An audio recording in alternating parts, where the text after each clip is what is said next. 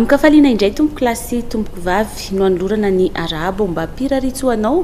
amin'ity sabotsy faharoa ny taona 2024 sy 2025 ao anatin'izao volana janoary izao. Tonga eto amin'ny fotoana ny fampahalalam-baovao ianao ka asiana mpanajana anaraka ireo vaovao ny angon'ny mpanao gazetinay. Ny tontolon'ny politika sy manodidina ny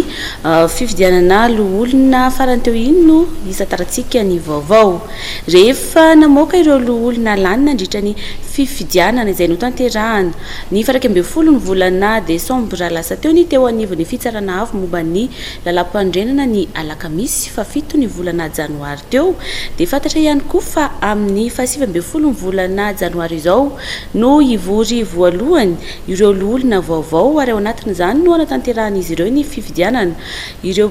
birao maharitra izay amin'ireo birao maharitra teo aloha ny fahefana. Isy ihany koa ny fanolorana ireo tolo-dalàna sy volavolan-dalàna vary mangatsiaka raha nambaran'ny filohan'ny antenimiran-dolona teo aloha Rivo Rakotovao. Fanadiadiny Vola Ravavy sy Tsira Rakotarson. Atolotra ny antemeran-dolona vaovao ny toy ny fanadihadiana nataony voamera manokana napetraka teo anivon'ny antemeran-dolona hoy Rivo Rakotovao. Nambarany ihany koa fa maro ireo tolo-dalàna sy volavolan-dalàna vary mangatsiaka ary atolotra ny senatera vaovao dinian'izy ireo. Misy lalàna maromaro vitsivitsy ao zay avoaka moa rehefa passation zany ohatra hoe ngeza be zao momba mipaky reny, ao ihany koa momba an'ireny proposition de loi avy any amin'ny député hoe ny resaka toka gasy, misy koa proposition de loi teto aminay resaka ny momba ny loi sur les handicapés, misy ihany koa ny resaka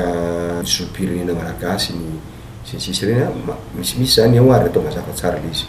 Misy ihany koa zany tena lehibe ny valiny commission d'enquête tapitra izy da mbola anatin'ny fotoana ara-dalàna mihitsy anaovana an'ilay izy dia atolotra ihany koa amin'ny an'ireo zay mandeha mitoerana eo, zany hoe zay aloha zany mbola andefa azy eny amin'ny araka lalàna io andefa azy eny amin'ny ministera miandraikitra zany satria anazy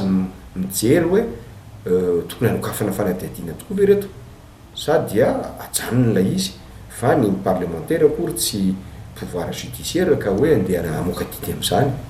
fa dia anjaran'ireo zay anaty commission d'enquête mametraka azy eto amin'ny fotoana antemeran-dolona sy ny bureau permanent ary ny conférence des présidents dia mandefa azy zay any amin'ny zay tokony andefasana azy. Donc ireo nga fa raha ohatra ny tany isanany zavatra samihafa ato petraka ato daholo satria zay ny ilanan'ireo lay ataoko hoe mpiasa-panjakana ambony atao amin'ny sehatra toy izao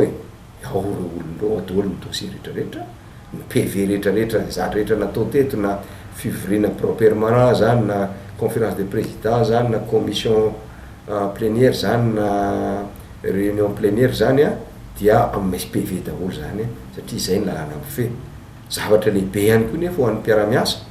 lehibe tamin'ny herintaona dia tafapetraka soamantsara ilay statut particulier ny mpiara-miasa tato.